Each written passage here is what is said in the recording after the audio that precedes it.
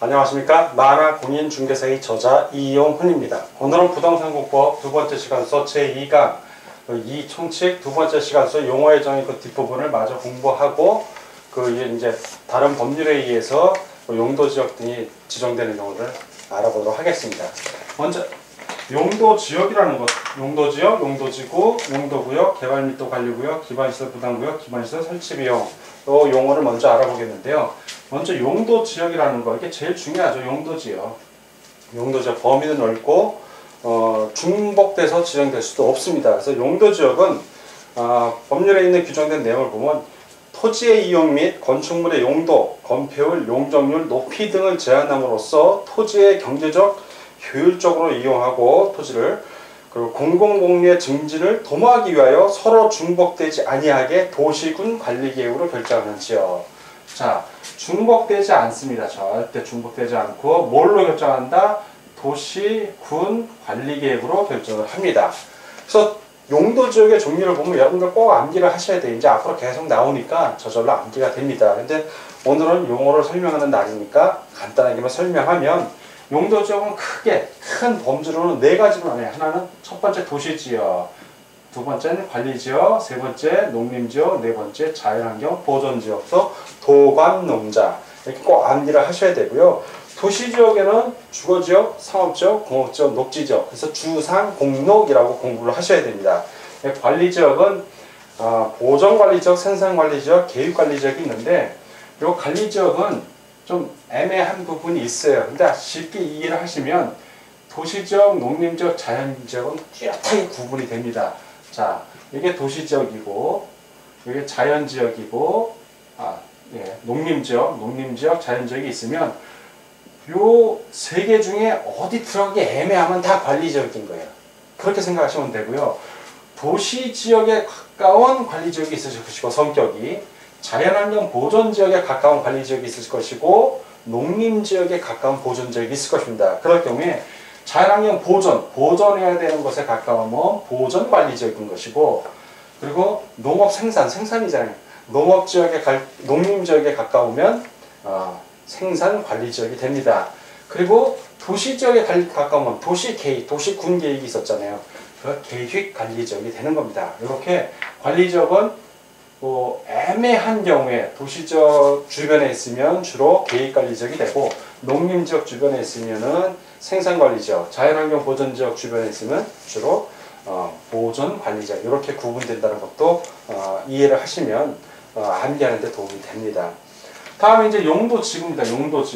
용도지구는 용도지역 안에서 용도지구를 또 지정할 수 있는 거예요. 그래서 토지의 이용 및 건축물의 용도, 건폐율, 용적률, 높이 등에 대한 용도지역의 제한을 강화하거나 완화하여 적용함으로써 용도지역의 기능을 증진시키고 미관, 경관, 안전 등을 도모하기 위하여 도시군 관리계획으로 결정하는 지역. 그러니까 용도지구는 바로 뭐의 용도지역의 제한을 강화할 수도 있고 완화할 수도 있는 겁니다. 네, 용도지역 안에 용도지구를 지정할 수가 있는 거예요. 다음에 이제 용도구역이라고 합니다. 용도구역은 자 읽어보겠습니다. 토지의 이용 및 건축물의 용도, 건폐율, 용적률, 높이 등에 대한 용도지역 및 용도지구의 제한을 강화하거나 완화하여 따로 정함으로써 시가지의 무질서한 확산 방지 그리고 계획적이고 단계적인 토지 이용의 도모 그리고 토지 이용의 종합적 조정 관리 등을 위하여 도시군 관리계획으로 결정하는 지역. 그러니까 용도구역은 용도지역 또는 용도지구에 대한 제한을 역시 강화 또는 완화하는 지역이구나 이렇게 아시면 돼요. 그러니까 제일 중요한 게 용도지역, 그 다음에 용도지구, 마지막으로 용도구역 이렇게 순서가 됩니다. 가장 포괄적으로 범위가 넓은 게 용도지역이 되고 그 다음에 용도지구, 용도구역이 됩니다. 그래서 용도구역은 국토의 개임이 이용에 관한 법률은 딱 네 가지가 있죠. 개도시수, 머리글자입니다.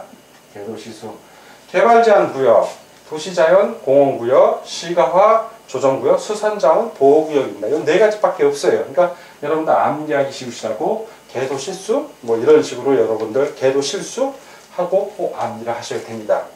다음 개발밀도 관리구역에 대해서 같이 공부하도록 하겠습니다. 개발밀도. 개발하는데 밀도가 빡빡하니까 관리를 해야 하는 구역이에요. 이런 것들은. 그러니까 글자 그대로 이해를 하십시오. 개발로 인하여 기반시설이 부족할 거로 예상이 됩니다. 그렇지만 기반시설을 설치하기가 곤란해. 그러니까 관리해야 되는 거예요. 그래서 기반시설 설치가 곤란한 지역을 대상으로 건폐율이나 용적률을 강화하여 적용하기 위하여 지정하고요. 관리니까 강합니다. 강화. 건폐율이나 용적률을 강화하는 거예요. 건폐율이나 용적률에 대한 건 뒷부분 다시 또 나오니까 오늘은 이런 게 있구나 라고만 이해를 하시기 바랍니다. 다음 기반시설 부담구역. 기반시설을 부담해야 되는 구역이에요. 예, 기반시설의 부담 구역. 그러니까 개발밀도 관리구역 외의 지역이 아까 개발밀도 관리구역은 기반시설 설치가 곤란하니까 관리를 해야 되지만 여기는 개발밀도 관리구역 외의 지역이니까 기반시설 설치할 수 있는 지역인 겁니다. 그래서 개발밀도 관리구역 외의 지역으로 개발로 인하여 기반시설의 설치가 필요할 때 기반시설, 뭐 도로, 공원, 녹지, 학교, 수도, 하수도, 폐기물, 처리시설 뭐 이런 것들을 얘기하죠. 그런 게 설치가 필요한 지역을 대상으로 기반시설을 설치하거나 그에 필요한 용지를 확보하기 위하여 지정 고시하는 지역입니다. 그러면 이제 기반시설 설치 비용, 기반시설 설치하려면 그 비용이 들어가잖아요. 돈.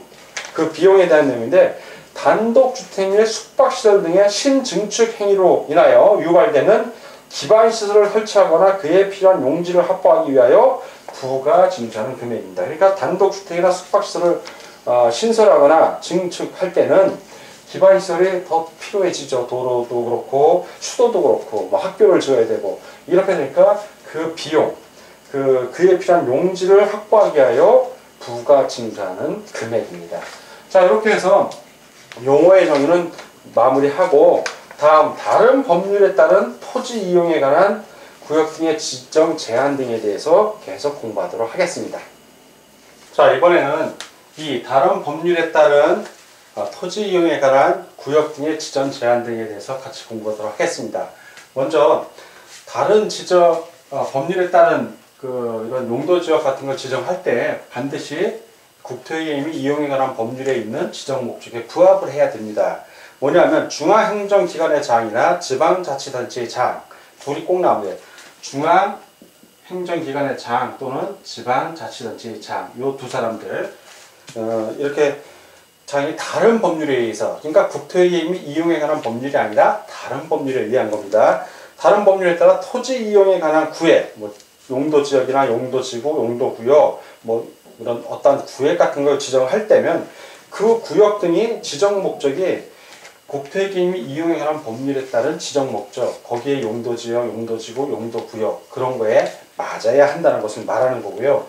또 구역 같은 거 지정할 때는 기본적으로 원칙이 국토교통부 장관의 협의 또는 승인을 받아야 합니다.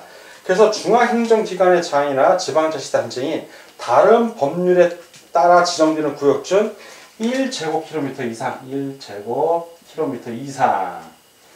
그리고 도시개발구역에는 5제곱킬로미터입니다. 도시개발구역일 때는 5제곱킬로미터 이상. 이 경우에 이런 걸 구역을 지정하거나 변경하려면 중앙행정기관의 장, 자, 둘로 나뉜다고 그랬죠. 중앙행정기관하고 지방자치단체장이 있는데 중앙행정기관의 장은 국장의 협의를 해야 돼요. 협의를 반드시 해야 되고 지방자치단체 장은 국장의 뭘 받아야 된다? 승인을 받아야 된다. 승인을. 그래서 이게 원칙이에요. 그리고 국장이 또 협의나 승인을 하려면 반드시 어디에 심의를 거치냐면 중앙도시계획위원회 심의를 거쳐야 합니다. 그래서 중앙행정기관의 장이나 지방자치단체의 장이 1제곱킬로미터 이상 어떤 용도지역 같은 걸 다른 법률에 의해서 지정할 때 국토교통부 장관에 신청을 합니다. 내가 이렇게 지정하려고 합니다. 그러면 국토교통부 장관이 바로 협의나 승인을 해주는 게 아니라 중앙도시계획위원회로 하여금 심의를 한번 하게 하고 거기서 오케이 사인 나오면 그때 협의나 승인을 해준다는 얘기입니다. 자, 그런데 예외적으로 이제 국토교통부장의 승인을 받지 아니해도 되는 경우가 있습니다. 승인을 받지 아니해도 되는 경우는 어떤 때냐면 대통령령으로 정하는 면적 미만의 구역 등을 지정하거나 변경하는 경우입니다. 자, 지방자치단체장. 이거 승인을 받는 게 지방자치단체장이니까 승인을 받지 않는 건 지방자치단체장에게 해당이 되는데, 대통령령으로 정하는 면적 미만의 어떤 일정한 면적이 있으면 그 면적 미만으로 정하는 경우에 그 승인을 받지 아니하되, 다만 이 지방자치단체장이 시군 구청장인 경우, 시군 구청장인 경우에는 누구의 승인을 받아야 된다? 이때는 시도지사의 승인을 받아야 됩니다.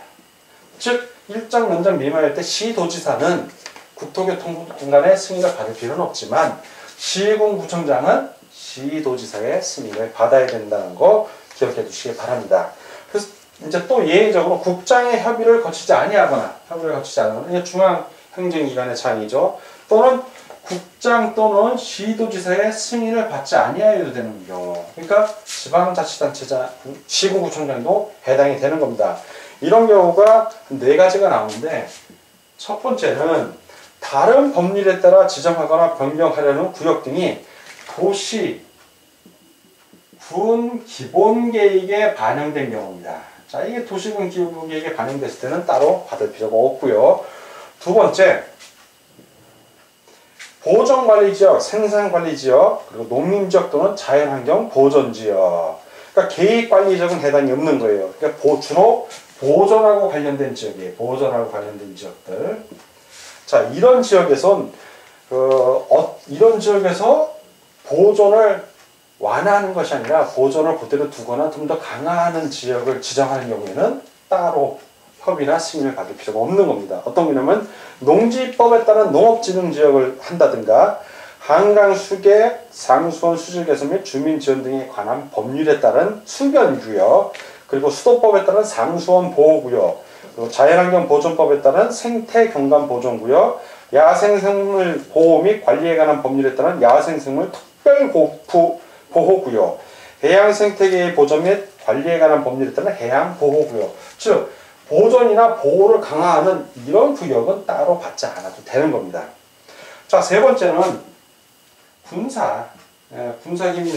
군사상 기밀을 지켜야 할 필요가 있는 구역을 지정할 때도 따로 협의나 승인하지 않아도 되고, 또 협의 또는 승인을 받은 구역 등의 면적을 변경을 하는데, 그 면적의 범위가 10% 범위, 자, 변경하는 게 10% 범위 초과하지 않는다는 얘기죠. 그 안에서 면적을 증가시키거나 면적 산정할 때 어떤 착오 같은 거 정정할 때는, 그럴 때는 협의나 시도지사 승인 같은 거 받지 않아도 되는 겁니다. 다음, 다른 법률에 따른 용도지역의 변경 제한 등에 대해서 같이 알아보도록 하겠습니다. 다음 역시 중앙행정기관의 장이나 지방자치단체장, 중앙행정기관의 장이나 지방자치단체장이 다른 법률에서 이 법, 국토의 계획 및 이용에 관한 법률을 말합니다. 이 법에 따른 용도지역, 용도지구, 용도구역의 지정, 변경에 대한 도시군 관리계획의 결정을 의제하는, 도시군 관리계획인 거하고 마찬가지가 되는 거예요. 내용이 포함되어 있는 계획을 허가하거나 인가하거나 승인 또는 결정하고자 하는 경우에는 뭘 해야 된다? 중앙도시계획위원회. 중앙에 있는 거는 중앙이죠. 국토교통부에 있는 거. 또 지방에 있는 건 지방도시계획위원회가 됩니다. 도시계획위원회의 심의를 받아야 됩니다. 위원회의 심의를 받아야 돼요. 그래서 중앙도시계획위원회 심의를 받아야 하는 경우는 이 경우죠. 이 경우는 중앙행정기관의 장이 얼마 이상?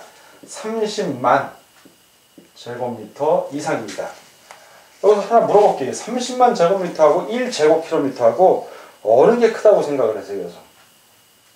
자, 그럼 30만이라는 거는 500m 곱하기 600m를 하면 공이 4개고 5, 6이 30이니까 1, 100, 1000, 10,000, 30만 제곱미터가 됩니다. 그러니까 이거는 0.5하고 0.6, 대략 0.5 제곱킬로미터, 1제곱킬로미터가 안 되는 크기예요, 이게.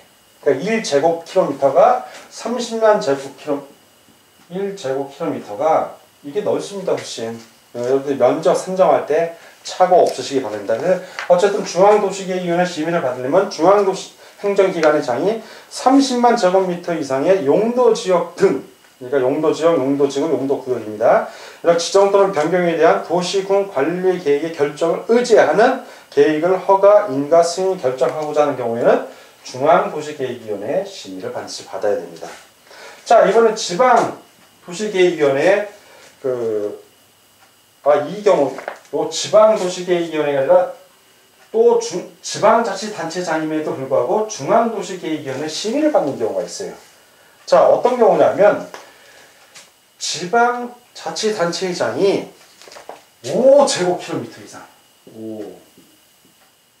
5제곱킬로미터 이상을 용도구역 등으로 의지하는 결정을 하는 경우입니다. 아까 중앙도시계획위원회 행정기관의 장은 30만 제곱킬로미터였는데 지방자치단체장이 1제곱킬로미터 훨씬 넘잖아요. 네, 이 5제곱킬로미터 이상으로 용도지역 등을 의지하는 경우에는 반드시 중앙도시계획위원회의 심의를 받아야 됩니다. 아, 교수님, 지방자치단체 지방도시계획위원회 심의도 받아야 한다면서요? 예, 받아야 해요. 그거는 바로 중앙보다는 덜한 거겠죠. 그러니까 중앙도시계획위원회 심의를 받는 요거보다는 그 밑에 거. 자, 그러니까 바로 30만, 똑같습니다. 30만 제곱미터 이상이고 5제곱킬로미터 이내인 경우. 자, 이걸 5제곱킬로미터 이상일 때는 뭐라고 했죠? 중앙도시계획위원회 심의를 받는다고 그랬죠. 근데 지방자치단체장이 30만 제곱미터 이상 5제곱킬로미터 이내인 경우에는 어디에 심의를 받는다? 지방도시계획위원회에 심의를 받아야 하는 겁니다. 그리고 나서 결정을 하더라도 해야 돼요. 그럼 지방도시계획위원회의 경우에 30만 이하일 때는 어떻게 되나요? 30만 이하일 때는 면적이 작기 때문에 거의 구역 같은 거 지정 안 됩니다. 하더라도 그거는 지방자치단체장 재량으로 할 수 있는 거기 때문에 따로 규정을 안 두는 거예요. 근데 30만 제곱미터가 무지하게 넓은 것 같은데 면적으로 따지면 가로 500m, 세로 600m. 이게 면적이 그게 넓지가 않아요. 구역으로 지정하면 면적이 안 돼요. 30만 제곱미터 이상 5제곱킬로미터 미만인 경우에는 지방도시계획위원회 심의를 받는다는 거. 그리고 지방자치단체장이 5제곱킬로미터 이상을 용도구역 같은 용도지역 이런 거 의지하는 결정할 때는 반드시 중앙도시계획위원회 심의를 받아야 합니다. 그리고 중앙행정기관의 장은 그냥 30만 제곱미터 이상으로 용도지역 등을 의지하는 결정을 하는 경우에는 중앙도시계획위원회 심의를 받아야 되는 것도 알아두시기 바랍니다. 자, 오늘은 부동산공법 제2강 시간이었고 제1강 시간에 이어서 용어 해설 미처 못한 거 용도지역부터 해갖고 같이 공부했었고, 두 번째 다른 법률에 따른 지정제한 등을 같이 공부했습니다. 그리고 참고적으로 여러분들한테 알려드릴 것은 정부조직법이 2013년 5월에 개편이 돼갖고 국토교통부가 국토해양부가 국토교통부로 바뀌었습니다. 해양수산부가 독립해 나갔기 때문에. 그래서 농림수산식품부는 농림축산식품부가 됐고, 이전에 있던 국토해양부에 있던 해양부하고 농림수산식품부의 수산부가 합쳐져서 해양부와 수산부가 합쳐서 해양수산부가 됐다는 거 알아두시기 바랍니다. 혹시 제 강의 중에 국토해양부라고 이렇게 표현이 된 게 있다면 그건 제가 미처 고치지 못한 거니까 국토교통부라는 거 꼭 이해해 주시기 바랍니다. 자, 오늘 강의 듣는시라고 수고 많으셨습니다. 다음 시간에 뵙겠습니다. 감사합니다.